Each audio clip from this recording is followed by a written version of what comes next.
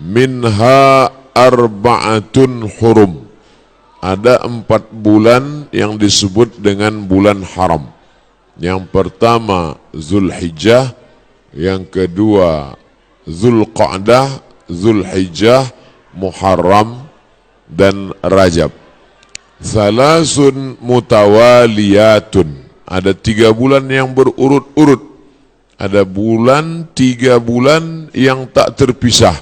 Itulah dia Zulqa'dah, Zulhijjah, dan insyaAllah tak lama lagi kita akan masuk ke bulan Muharram. Sedangkan yang 1 bulan ini ma baina Jumada wa Sya'ban, terletak di antara bulan Jumadil Akhir dan bulan Sya'ban, yaitu disebut dengan bulan Rajab. Jadi pada bulan-bulan ini kita dianjurkan beramal. Amal yang paling afdal adalah melaksanakan puasa-puasa sunat. Khusus untuk bulan Muharram nanti itu ada puasa sunat yang disebut dengan puasa Asyura. Jadi kita catat tanggalnya, insya Allah nanti tanggal 1 September itu bertepatan 1 Muharram, berarti nanti pas pada tanggal 9. Yang paling bagus puasa itu tanggal 9, 10, 11.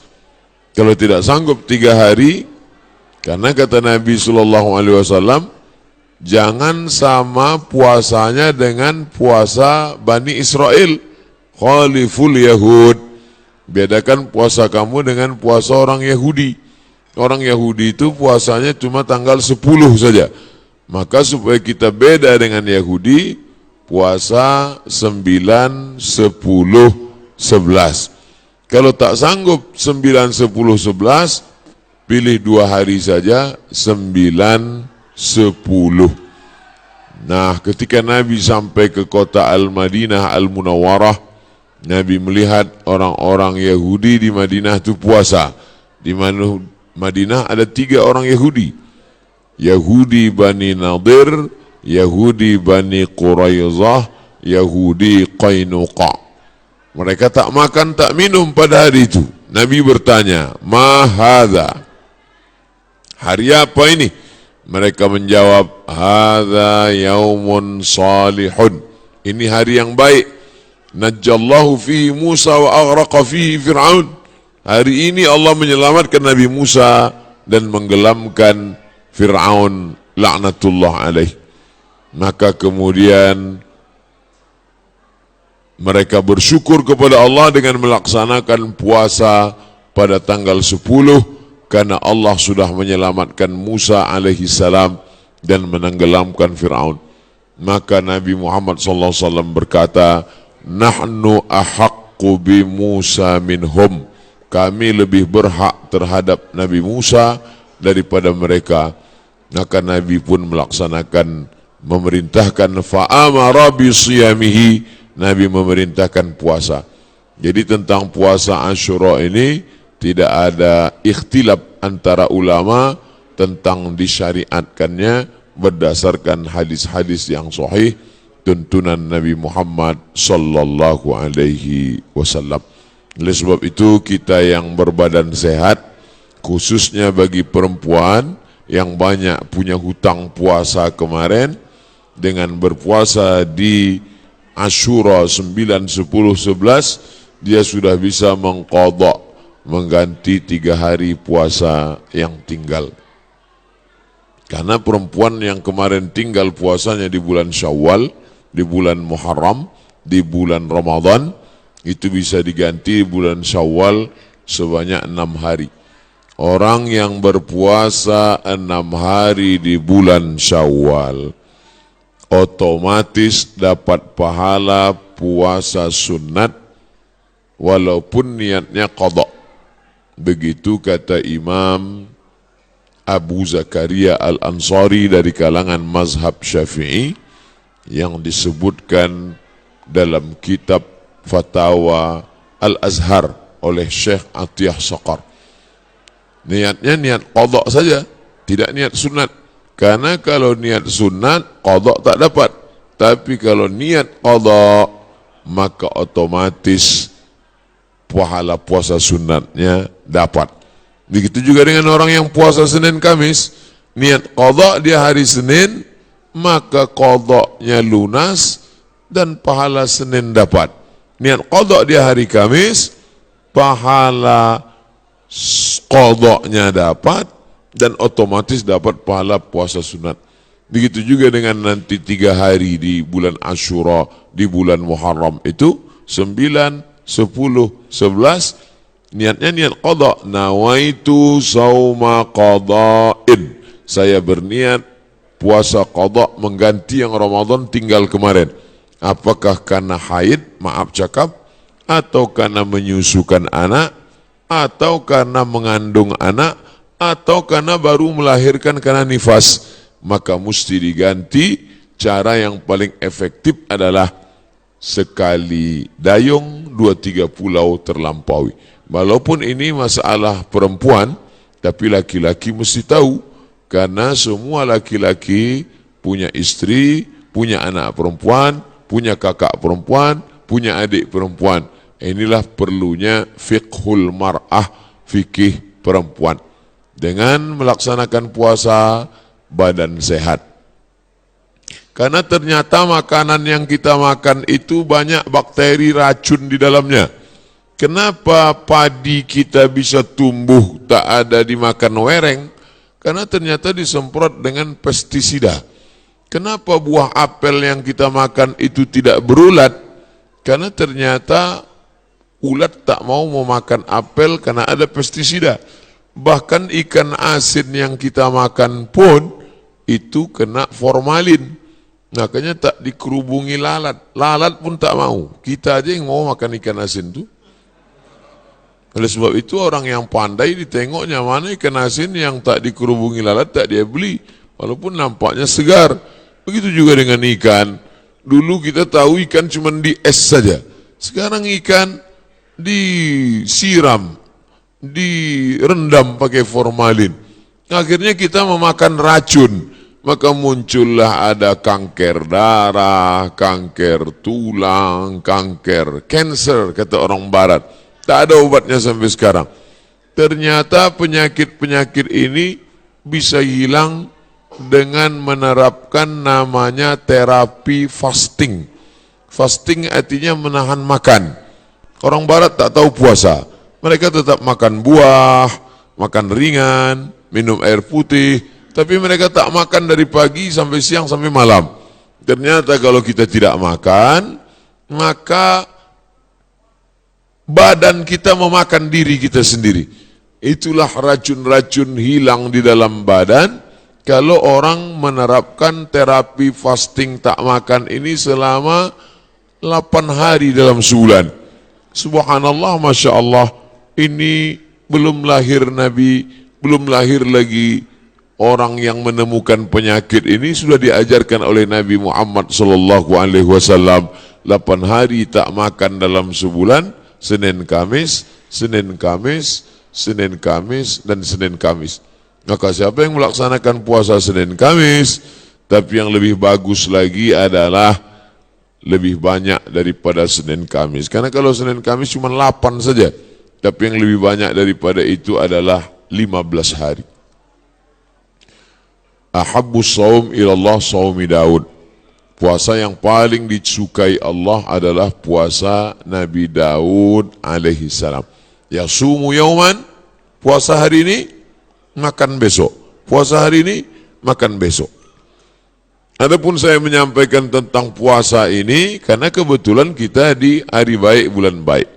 Bukan berarti saya sedang puasa, tidak.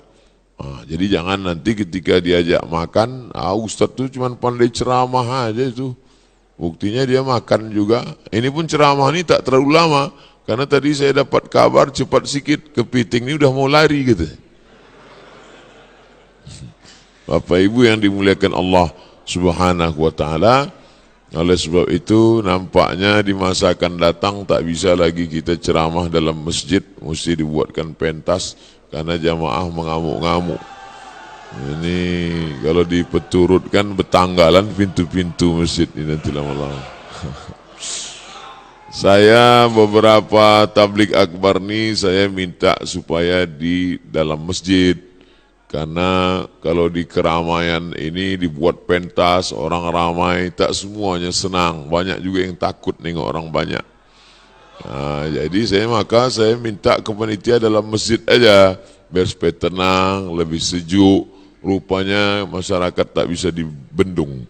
Inilah buktinya, mengok melimpah ruah. Kasihan, di masa akan datang nanti panjang umur, sehat badan, kita buat di stadion lapangan sepak bola. Untuk hari ini sabar-sabarkan aja dulu. Jadi yang di luar menengok, tengok aja lah layar TV itu sama macam menonton TV One hari biasa. Nanti saya sampaikan, selesaikan dulu pesan-pesan ini. Setelah itu nanti saya jawab beberapa pertanyaan. Setelah itu kami pun akan langsung menuju airport karena saya akan berangkat pulang. Ini tausiah yang terakhir. Mudah-mudahan tausiah yang terakhir ini yang terbaik insyaAllah. Jadi intinya pulang nanti Bapak Ibu sekalian, Bapak-bapak sampaikan pesan ke istrinya supaya mengganti puasa. Nanti kalau ada yang bertanya apa isi ceramah Ustaz Somad tadi, supaya kau ganti puasa. Karena suami disuruh Allah, ya ayyuhalladzina amanu, wahai para suami, qu anfusakum, jaga dirimu, wa ahlikum, istrimu, anakmu, nara, jaga dari api neraka, yaitu dengan melaksanakan puasa.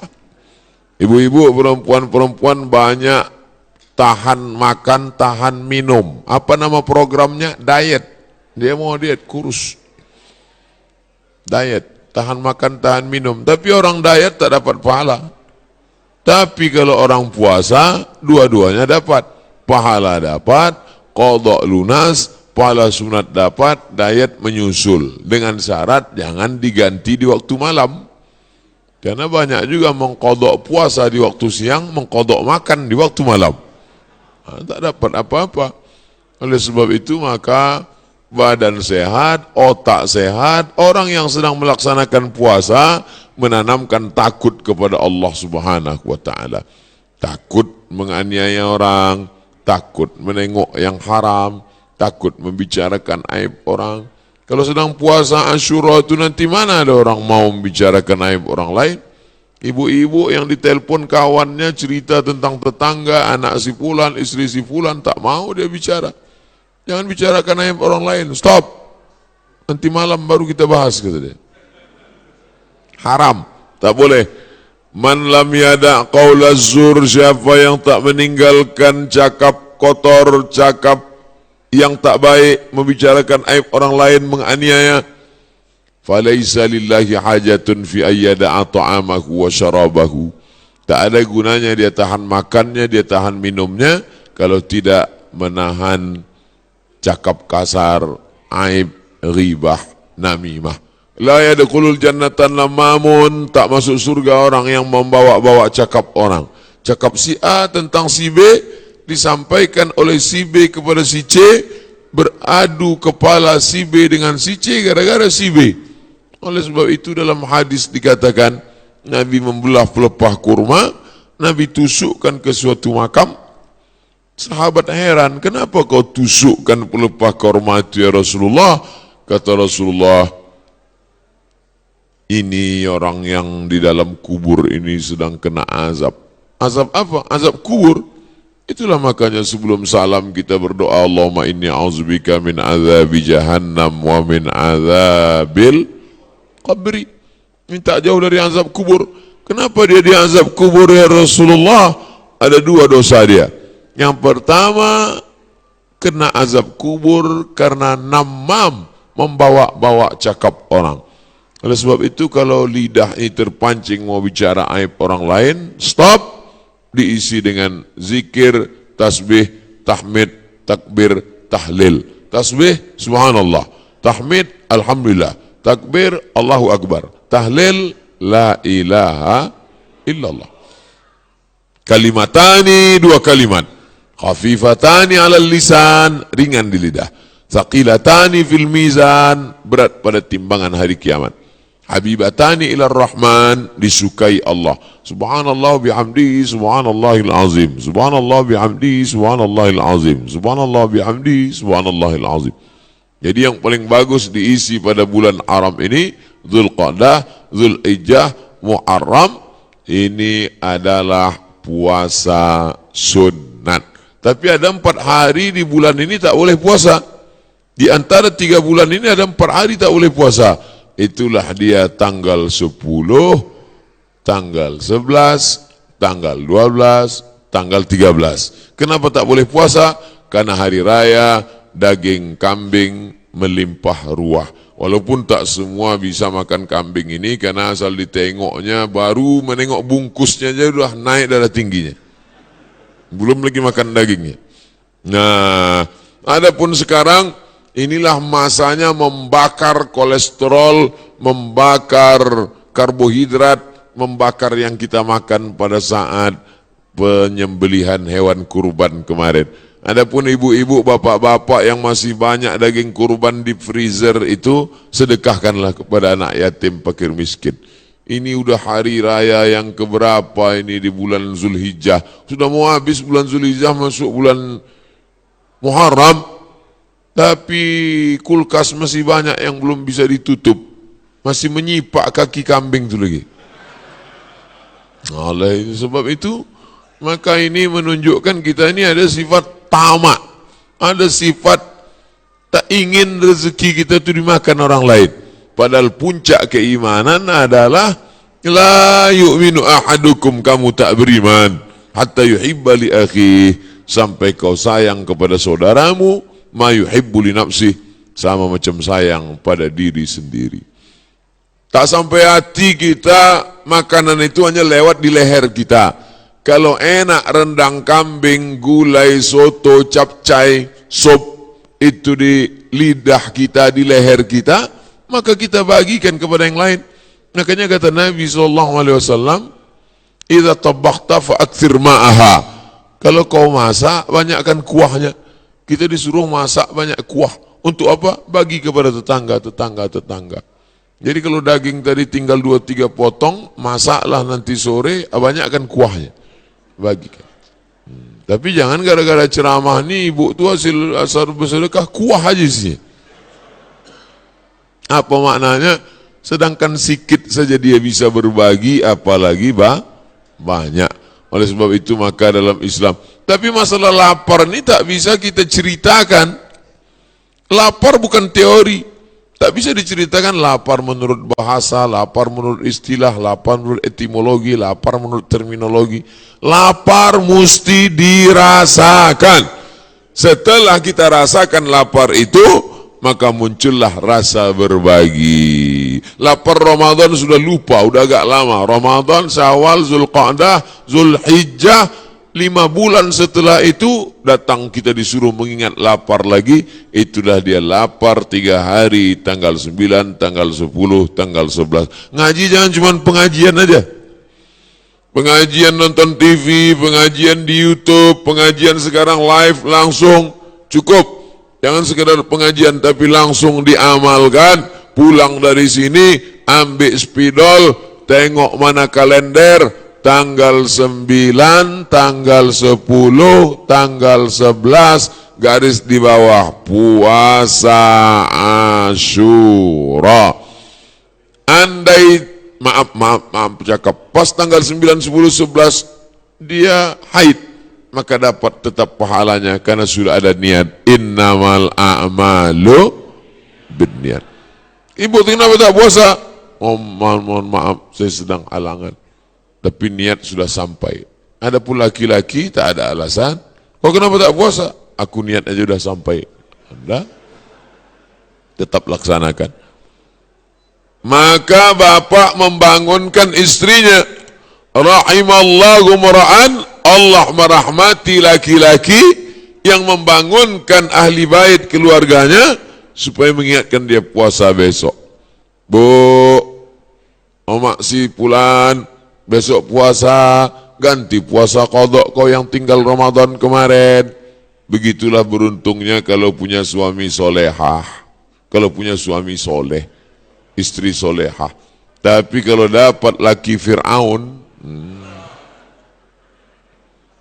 tak mau tahu dia, sholat kau sembahyang tidak sembahyang bukan urusanku, puasamu bukan urusanku. Padahal dalam Islam diajarkan kita ini mesti menjaga orang yang ada di sekitar kita, keluarga, tetangga, sahabat, kerabat. Wa anzir ashiratakal aqrabin. Berikanlah peringatan kepada keluarga-keluarga yang dekat. Ini penting sekali tentang masalah puasa ini. Semua penyakit berawal dari lambung. Semua penyakit berawal dari lambung. Oleh sebab itu maka kosongkan lambung, hilangkan bakteri. Coba tengok iklan di TV. Dari bakteri di dalam lambung itu muncul penyakit gula darah, muncul penyakit diabetes, muncul penyakit jantung koroner, muncul penyakit kanker, muncul penyakit makanan. Bagaimana supaya cara makanan tadi hilang? Ini diperbanyak puasa sunat. Bagi yang sudah puasa sunat, alhamdulillah. Bagi yang mencoba, mudah-mudahan disampaikan Allah Subhanahu wa taala niatnya sampai akhir. Jangan takut nanti puasa sunat badan lemas, puasa sunat kecuali dia pekerja berat. Pekerja berat tidak dianjurkan puasa sunat karena dia mencari nafkah. Bapak-bapak dari tentara, kepolisian, dia berat tugas. Polisi lalu lintas. Kalau dia puasa tak sanggup. Jangan untuk menangkap, mengembus semprit itu tak sanggup. Sedangkan ini tugas negara, tugas ini wajib, sedangkan ini sunat. Jangan didahulukan yang sunat, meninggalkan yang wajib. Pegawai kantor camat disuruh duduk, pelayan masyarakat dari pagi sampai sore duduk. Tidur pula di musola. Orang mau ngurus KTP, akte kelahiran, perpanjangan segala macam, mana pegawainya? Tidur di musola. Kenapa? Puasa sunat, makan haram. Karena dia digaji oleh negara, APBN, APBD untuk melayani masyarakat. Bekerja itu wajib, sedangkan puasa ini sunat. Ini kalau ada orang model begini, ini orangnya alim tapi jahil. Alim kok jahil, semangat beribadahnya kuat, tapi tidak punya ilmu pengetahuan. La ilaha illallah. Tapi tengok pangkal ayatnya, fa'lam annahu la ilaha illallah. Apa mana fa'lam? Berilmu. La ilaha illallah penting, tapi ada ilmu tentang la ilaha illallah. Siapa itu Allah? Awaluddin ma'rifatullah. Perkara pertama dalam agama ini adalah mengenal Allah. Wujud, qidam, baqa, mukhalafatul hawadis, qiyamuhu binafsi, wahdaniyah, qudrat, iradat, ilmun, ayat, sama, basar, kalam, kaji, sifat 20, mengenal Allah Subhanahu wa ta'ala. Akidah pokok pangkal yang pertama. Setelah akidahnya kuat, barulah ibadah. Salat, puasa, zakat, haji, umrah, zikir, baca Quran. Tapi ada ibadah dalam hati. Salat nampak, Allahu Akbar. Haji paling nampak. Setahun lagi mau haji, kendurinya dari sekarang. Sudah balik haji, pakai sorban, pakai jubah, ditulis pula di pangkal nama, haji. Kalau tak ditulis pakai spidol, tak mau datang undangan. Tapi ada ibadah dalam hati tak nampak. Apa dia? Ridha. Apa dia? Qanaah. Apa dia? Sabar. Mana nampak orang ridha? Ridha itu artinya menerima ketetapan Allah Subhanahu wa ta'ala.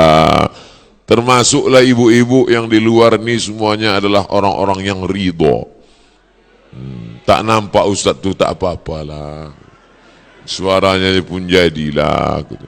Adapun tadi yang sempat unjuk rasa itu sekarang udah agak ridho sikit.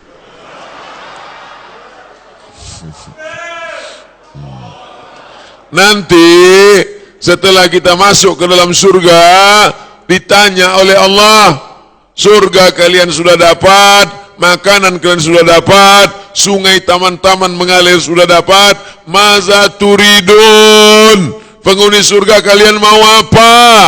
Penghuni surga menjawab, ridhaka. Ada satu yang kami belum dapat, ridha engkau ya Allah. Karena yang mendapatkan ridha Allah adalah orang-orang yang ridha di dunia menerima ketetapan Allah subhanahu wa ta'ala.